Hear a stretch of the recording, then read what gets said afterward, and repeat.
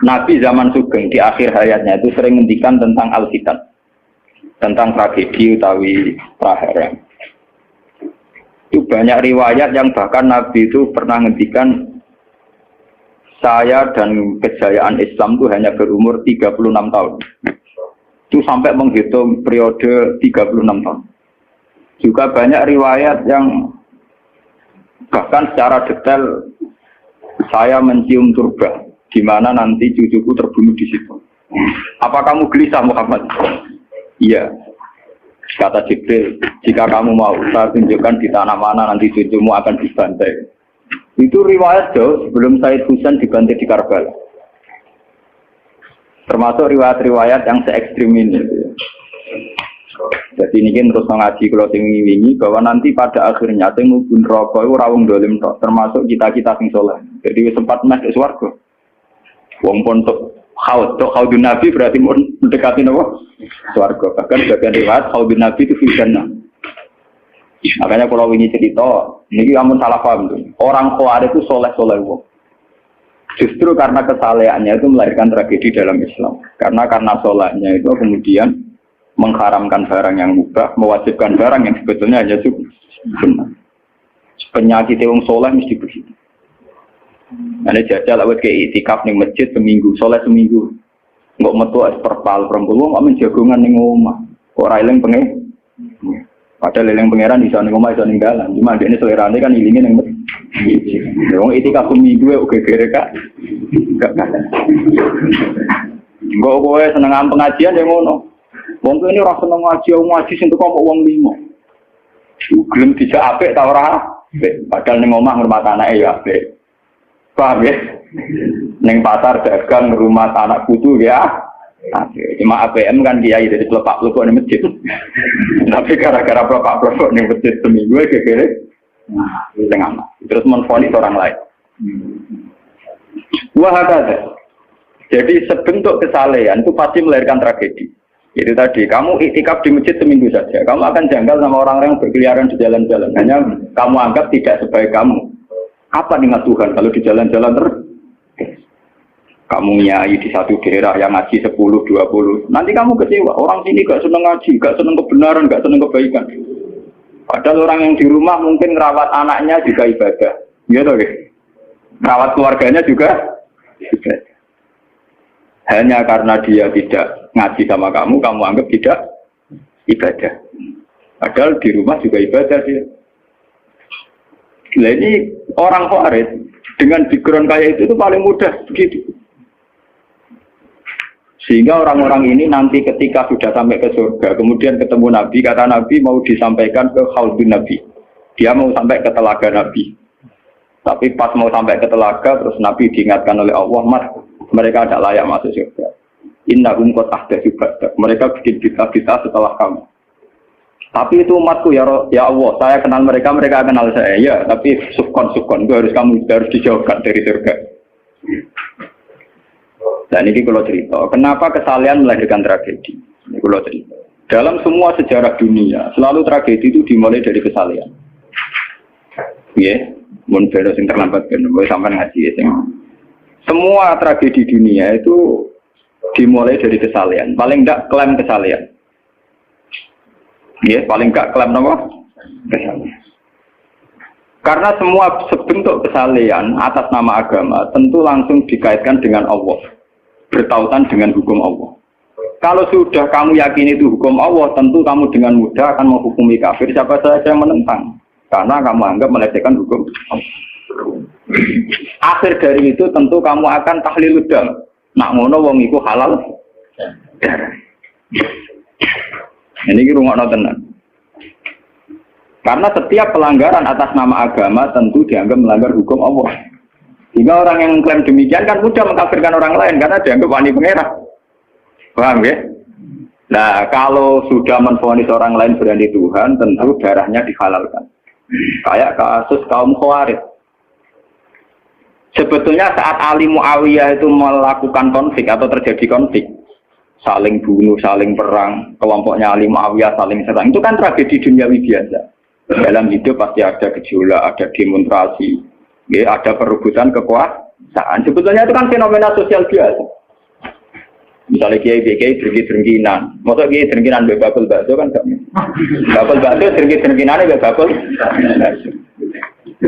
Orang malah bakul es rukun. Tidak bisa kamu logika panas musuhnya adem, bakul bakso jejer bakul es rukun. Mereka bar mangan bakso tuku. Tapi bakul es modal adem itu tukaran. Mereka saingan, itu nunjukkan anak saingan tak jenis. Mulai kau aku rada aman. Mergo sing nyaingi aku kudu alime sekali beraku aman. Paling wong saiki ade aku adir wis lho, Pak. Padha kelas-kelas ringan kan musuhe nggih kelas. Ora nek nak ngalim tulisan kaliber. Dadi rapati di musuh.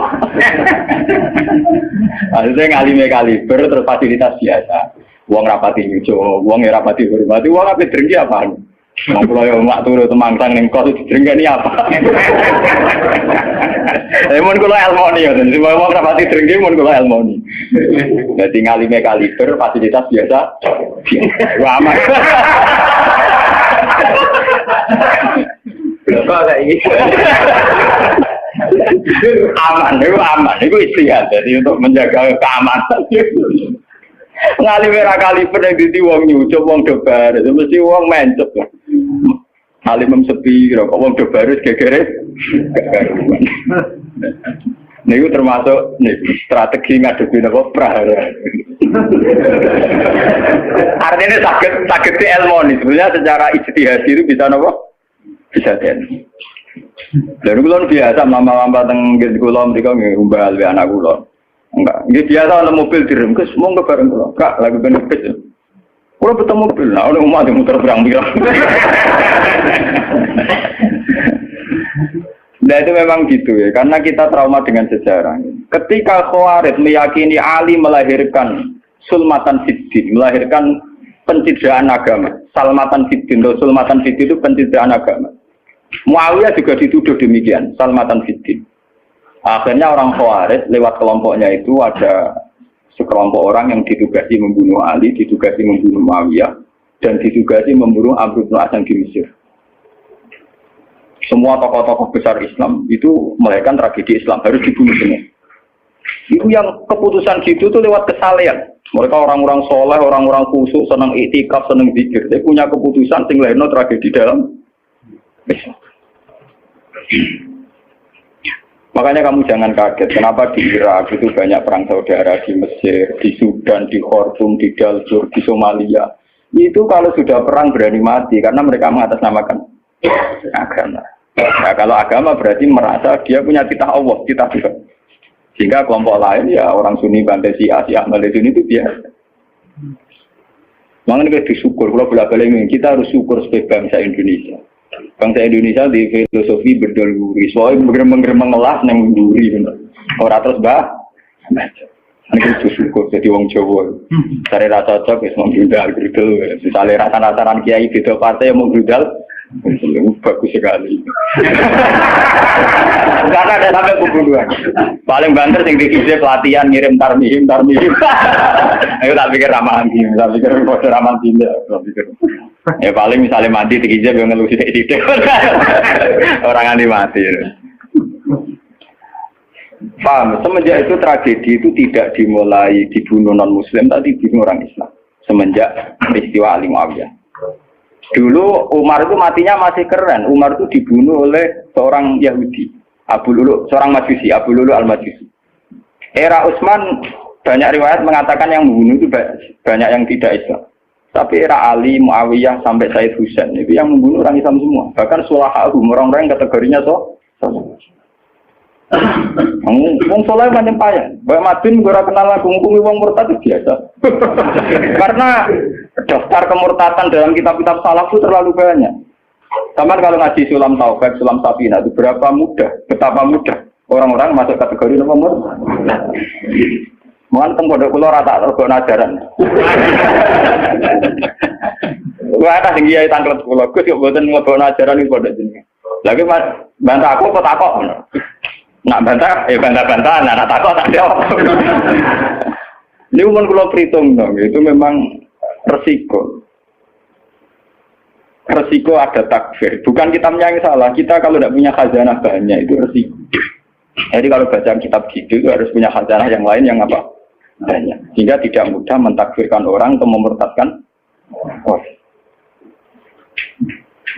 Semenjak Ali Muawiyah tragedi, karena kelompok-kelompok soleh itu menvonis Ali itu murtad atau Muawiyah itu murtad, kemudian diteruskan, kalau gitu halal darahnya, akhirnya dibunuh. Ali ya dibunuh, Muawiyah ya seringkali mengalami percobaan dibunuh.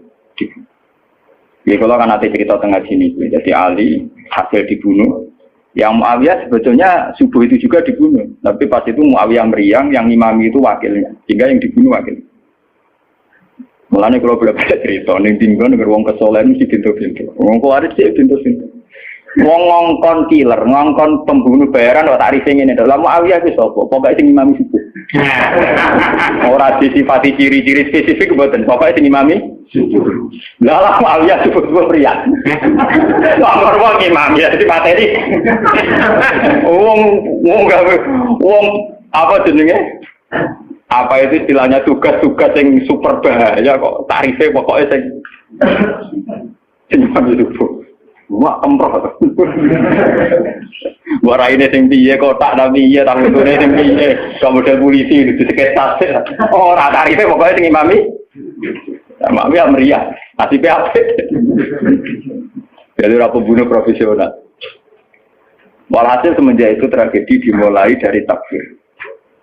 Setelah itu ada era Muawiyah punya anak Yazid. Yazid ada isu dia senang nyabu, senang ngeflag. Dia orang yang nakal saat jadi pemimpin. Orang Islam sholat tersinggung. Wong kok dipimpin wong dolim. Orang Islam ekstrem wong kok dipimpin wong ra sholat, wong ra bener kok mimpin wong bener. Akhirnya Madinah bergejolak. Madinah bergejolak ini kemudian banyak yang mervokasi Said Husain supaya ngambil alih kepemimpinan sinten. Sampai nak cerita di tragedi ke saya. Walhasil Said Husain akhirnya lewat bantuan orang-orang Kufah.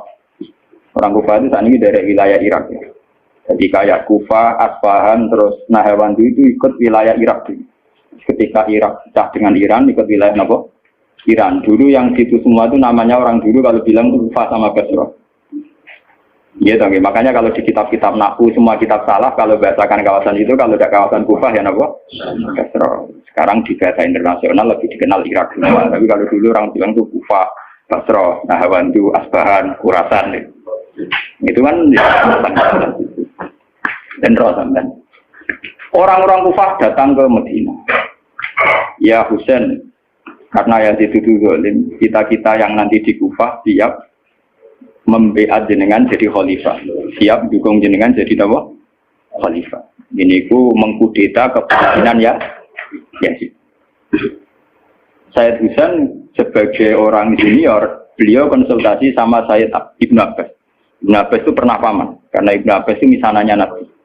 Ya, Ibn Abbas itu kan misananya sinten Nabi. Beliau itu sugeng nganti era Said Husain ya. Ibn Abbas sugeng nganti era Said Husain. Ketika Said Husain konsultasi sama Ibn Abbas, dihentikan ini, Yabna Ammi, Al-Kufah la tafi. Sopo sing ape dukung kowe? Tiang Kufah ya Ammi. Wong Kufah atau jujur. Wong Kufah itu bulat gak welet. Al-Kufah la tafi. Wong Kufah nak janji atau nepat. Dulu kayak kawasan Kufah, ini sampai keluar cerita sejarah, bin zaman roh. Kan tiap daerah kan terkenalan dewe-dewe. Ono daerah terkenal Bedol Guri, ono daerah terkenal Badoan. Dua tenan ora tiap daerah kan terkenalan dewe-dewe. Yang repot terkenal Bedol Guri, ono terkenal kayak Madura Badoan, ono terkenal daerah. Oh daerah kono medhit kabeh. Nah, kalau nang Sunda, wah wani wong lanang kan tiap daerah deh. Dia terkenalan sendiri-sendiri. Paham ya? Karena perilaku budaya orang mesti ada ciri. Nah, itu di era itu Kufah itu punya ciri khas Al-Kufah la tafi. Wong Kufah mesti ora jujur. Tenang. Walhasil akhirnya Said Husain minta maklum ya, minta supaya dimaklumi. Ya Ami, saya ini sudah bertekad untuk menuruti permintaan orang-orang Kufah. Jadi meskipun paman saya melarang, saya tetap berangkat. Kata Ibn Abbas, ya sudah, kalau itu jadi keputusan kamu. Mulanya Said Husain terkenal Said sing brengkel. Mulanya kena dititeni. Said sing turunan Husain, ini rata-rata brengkel-brengkel. Enggak, kados orang Iran itu rata-rata Sayyidnya Husain. Kados Abdul Qadir, kados Sayyid Muhammad itu Al-Hasan. Makanya kalau Sayyid Muhammad itu Al-Hasan rata-rata karena Sayyid Hasan dulu itu yang punya keputusan amul istima. Jadi tidak mau perang. Sehingga era Sayyid Hasan yang dikatakan amul istima. Tahun bersatunya umat. Era Husain betul. Walhasil wala-wala cerita Sayyid Husain kersok dibawa orang Kufah menuju Irak. Pas sampai Karbala. Terus Sayyid Husain bilang gini sama pengawal-pengawalnya, ini sampai mana? Ini Karbala ya Husain. Saya Husain hadihi karobun wa balaun. Ini karobun, kesusahan wa balaun dan tragedi ujian. Delalah pasukan yang dikirim Yazid bunuh Sayyid Husain ya pasti mudik Karbala. Dan itu yang diperingati orang Syiah di 10 Muharram, yang disebut tragedi Karbala. Makanya bendera-bendera Syiah itu tulisannya ya Husain, karena orang Syiah meringati hari meninggalnya Husain itu jadi hari suci betul. Dari besarnya orang Syiah itu hari tragedi Kabupaten Sinten Husain, yaitu di Karbala. Nah kemudian versi cerita itu bulat. Kalau versi Sunni, karena sini model Kiai Indonesia, model versi Husnuzon, itu jari ini pengawalnya Muawiyah itu tidak disuruh bunuh, disuruh konsultasi saja. Cuma mereka overacting bunuh. Sehingga dalam keyakinan Sunni bahwa Yazid itu tidak dosa-dosa amat karena tidak nyuruh nama. Tapi nak cara Syiah, nyatanya mata ini kok dikelah-kelah, mata ini ya mata. Wah semenjak itu lahirlah kelompok Syiah besar-besaran. Siapa yang berbau Yazid, berbau Umayyah harus dibunuh. Kemudian dendam ini dijilmakan menjadi kelompok besar di dunia. Ini Syiah. Ngantos sama. Syiah itu nak muji-muji kaya-kaya agama itu dimulai Husain. Yes. Wes ngono Husain adalah bin Ali. Di Nabi Muhammad, idola sentrale Ali, terus yang dianggap kesatria prajurit nopo Husain. Sehingga agama versi Syiah itu ya 3 itu. Muhammad, Husain, Ali. Karena referensi agama Syiah itu hanya ini. Ali zaman sugengnya Nabi ya terkenal pahlawan perang, terkenal kesatria perang. Husain ya kesatria perang. Sehingga orang Syiah tidak punya rujukan kecuali sejarah kesatriaan. Ngadepi Musa wani mati, kata Iran saat ini Ahmad bin Yazid, itu orang Iran perasaannya begitu, ngadepi Musa mati, wani mati. Itu perasaannya ahli sunnah, karena ahli sunnah idola no sahabat sing kuno ya idola, yang ora jelas ya napa idola. Wah akhirnya sahabat macam-macam, jale matu idola no sahabat topo sing ana perang mirip. Terus Mustafa idola no topo sing ora jelas, penting itikaf. Itu kelebihannya Sunni karena ngakui semua sahabat jika perilakunya variasinya banyak. Loh tentang kebutuhan kuyon itu. Karena variasi idolanya apa? Banyak. Jika orang Sunni bentuknya beda-beda. Mungkin tidak kebetulan. Mungkin tidak kebetulan ini. Oh pengamat itu ngamati sholat itu paling pusing. Bukan harus yang standar. Sholatnya Muhammadiyah, PKS, Salafim di standar. Caranya itu pusing. Dia ini terkenal alim. Allahu Akbar. Orang yang waklah. Allahu Akbar. Allah.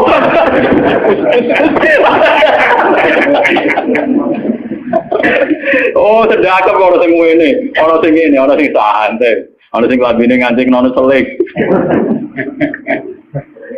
Karena orang Sunni terlalu banyak tokoh idola. Karena keyakinan Sunni semua sahabat itu layak diikuti. Iku mbok barokah bolak nek keyakinan wong Sunni iku semua sahabat layak napa? Sahabat macam-macam. Akhirnya wong Sunni macam-macam. Itu beda dengan Syiah. Sentral sejarahnya di Husain. Husain sebagai martel perang atau kesatria perang. Ali terkenal Al-Qarrar, orang yang reputasinya juga tentang apa? Jika dalam terminologi Syiah itu tidak ada istilah bihikmati wal mau'izatil hasanah, sing sabar ngadepi Musa sing santun ora mahal tuh tak Jawa niku. Paham ya? Benar ngerti kenapa Syiah cara berpikir demi anak Sunni mboten. Mau kiai iku dhisik ning daerah Abangan. Mujite sik Islam ora malas. Malah dungo. Wah cerita seputar rawani tok. Seputar sabar, seputar kawan. Jarang kok Kiai Sundi wani jotosan. Jadi sejarah dengan sabar. Sehingga dalam tradisi Sunni itu tidak ada revolusi sampai sekarang. Beda dengan di Syiah. Libanon pengikut Syiah, Syria ya Syiah. Iran juga Syiah. Meskipun Syiah sendiri punya variasi, Syiah Imamiyah, Syiah Ismailiyah, Zaidiyah dan sebagainya. Tapi trennya sama, tetap menjadikan Said Hussein sebagai sentral. Karena nonton TV kan nonton bendera Syiah tulisannya apa? Ya apa? Ya Hussein. Nah sama idola kan buatan Hussein. Idola Hasan. Said Hasan itu rasa seneng perang. Tapi semua ya kok. Jadi ya Pak Kiai Jawa perang barang. Gerwapan titik nopo poli. Ya, jadi sejarah berulang. Ya apa-apa.